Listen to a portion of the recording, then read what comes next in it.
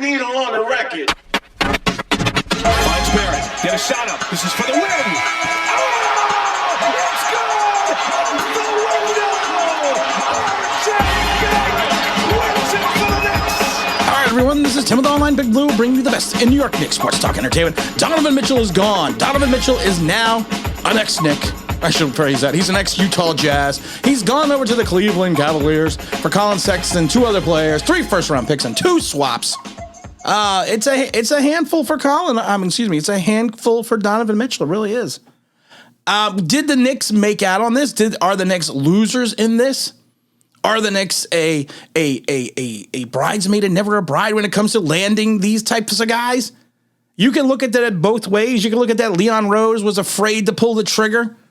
You can look at it that there's other things on the horizon besides Donovan Mitchell. You can look at it, this roster right now, the way it's constructed, does have an opportunity to make the playoffs. Maybe not to compete for a championship right now, but you never know. It's a possibility. But you know what? Because anything can happen. We saw what happened when Julius Randle turned up the mic. When he rocked the mic like a Randle, we saw what could happen with this team. You still have a pretty good lineup with Jalen, with RJ Barrett, Julius Randle, Mitchie the Kid.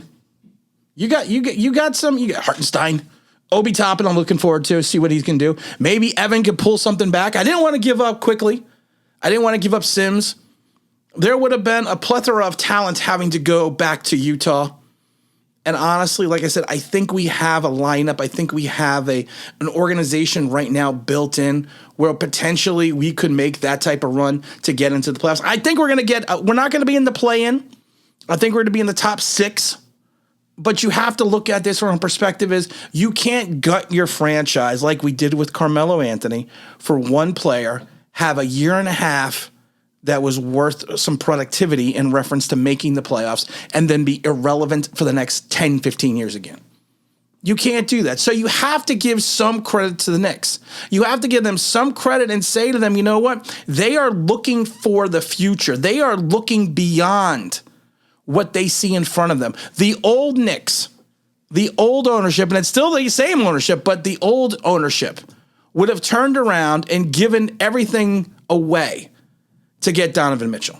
They would have given everything away. They would have moved on from him to try to get something else, try to get something new, to look different. But when you signed RJ Barrett to that $120 million extension, you knew something was up. You knew it was missed. Leon put down a deadline and said, this is the deadline. You either trade him to us or we turn around and we sign one of our key talents, which we were including in the trade, and we're going to move on from there. Think about it, though. Brunson and Mitchell would have been a disastrous duo in reference defensively. And they move Evan to the mix. In some ways, like I said, I'm not upset that he's gone, that he's moved on. But like I said, how much higher did Donovan Mitchell, how much higher was he going to raise the ceiling for the Knicks? I don't think that much, because what you were going to give up was going to be way too much for this organization. You know what? New Yorkers always want the flash. New Yorkers always want the dash. I've said it a million times before. You drive for show, you putt for dough.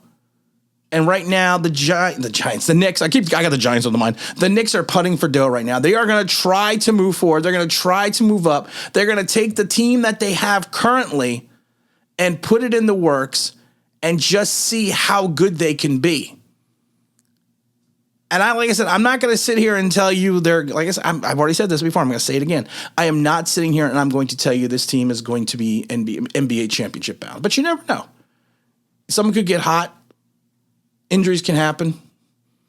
But the way this team is constructed right now, if you look at Barrett, Brunson, you got old Evan, you got Grimes, McBride, quickly, Derrick Rose.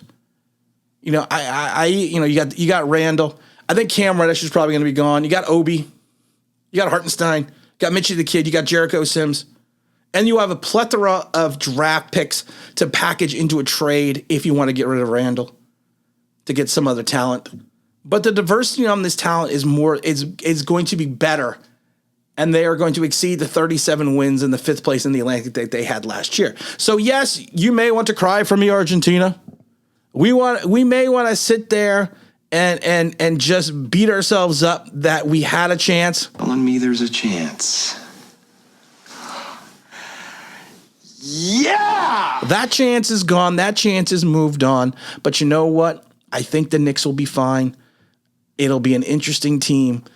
People seem to have already forgotten about Jalen, about Barrett. And like I said, I'm not a huge Jalen Brunson fan. I'm not, because he can't play defense. That's kind of an issue. And you got Derrick Rose backing him. He can't play defense. Quickly has the ability to play defense. But we got a lot of guys on this team that have a high upside, that have a high ceiling. We got Robinson signed up. We got RJ signed up. We got some good guys behind them that I think can help move this team forward. It'll be an exciting 2022 season, and I think we just need to all look at it that way. And again, this is Tim with Online Big Blue. We'll bring you the best of New York Knicks sports talk and entertainment. And as always, if you could like, if you subscribe, if you can ring that bell, you think it means, that'd be awesome.